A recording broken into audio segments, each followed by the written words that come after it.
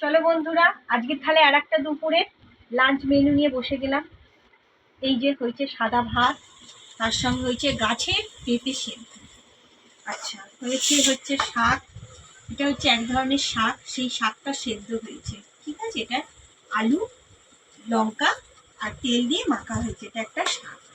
শাকটা বন্ধুরা নাম বলে বুঝতে পারবে না, কিন্তু এই শাকটা দারুণ খেতে।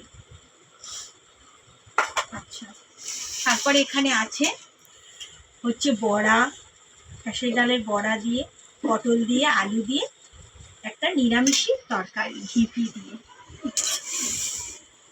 আর আছে হচ্ছে এখানে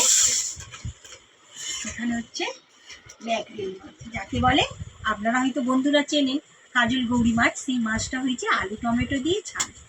আজকের হয়েছে এই হচ্ছে মেনু। আজকের মেনুটা খুবই সিম্পল। এইগুলো আজকের মেনু। চলো বন্ধুরা, খাওয়াটা শুরু করি। আর আজকের মেনুটা কেমন হয়েছে জানাবে। টাটা।